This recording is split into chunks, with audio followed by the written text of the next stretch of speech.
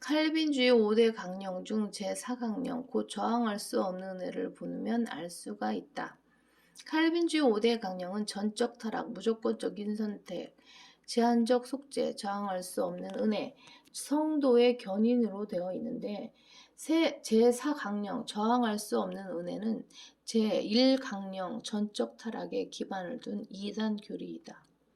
전적 타락은 인간의 타락이 그의 의지에까지 영향을 미쳐서 인간이 예수 그리스도를 스스로 믿을 수 없을 정도로 의지가 무능력해졌다는 교리이다. 그렇게 전적 타락을 전적 무능력이라고 해석해서 부르기도 한다. 칼빈주의자들은 하나님께서 예수 그리스도를 스스로 믿을 수 없는 사람들 중 어떤 이들을 하나님의 절대 주권으로 구원으로 예정하시고 나머지 사람들은 지옥으로 예정하셨다고 가르친다. 이중 예정론. 아직 존재하지도 않는 사람들에 대해 창세전에 영원한 판결을 내렸기에 그 판결을 번복할 수가 없다는 것이다. 구원으로 예정되었다는 사람들에 대한 칼빈주의의 구원 계획은 저항할 수 없는 은혜로 규결된다. 즉 어떤 사람들을 구원으로 선택하고 무조건적인 선택, 그들을 위해서만 십자가에서 속죄하신 제한적 속죄 뒤 하나님께서 성령을 보내셔서 구원으로 예정된 사람들을 저항할 수 없게 압도하심으로써 그들을 강제로 거듭나게 하시면 그때서야 비로소 그들이 복음을 믿을 수 있다는 것이다.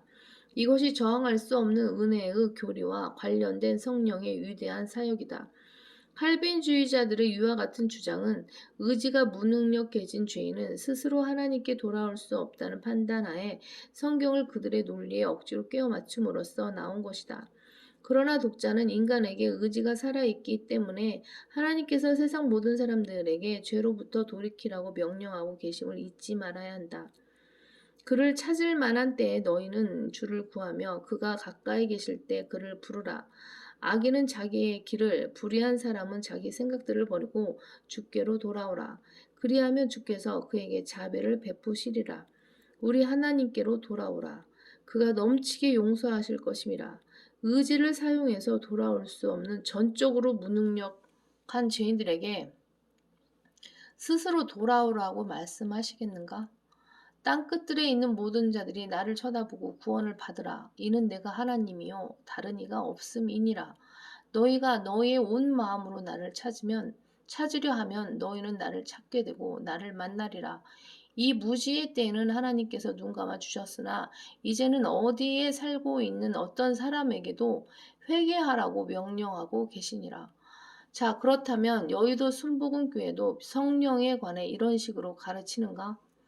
여의도 측이 가르치는 성령은 장로교회에서 가르치는 성령이 아니다. 순복음 은사주의 교회들에서 역사하는 성령은 장로교회에서 역사하는 성령처럼 일하지 않는다.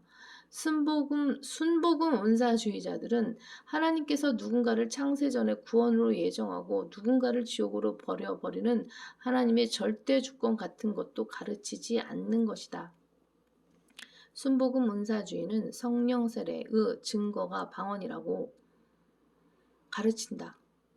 모든 그리스도인은 구원받은 후에 성령을 한 번 더 받아 방언을 해야 주님을 능력 있게 섬길 수 있다고 주장한다. 방언을 하지 못하는 사람은 성령 침례를 받지 못했다는 것인데 과연 그러한 것인가?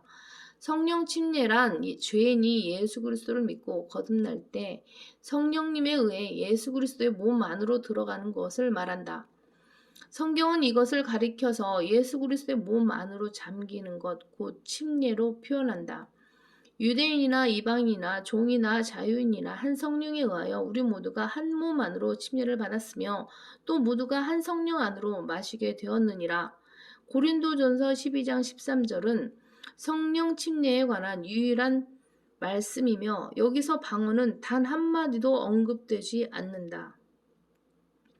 성령 침례는 죄인이 구원받을 때 받는 영적 침례일 뿐이다.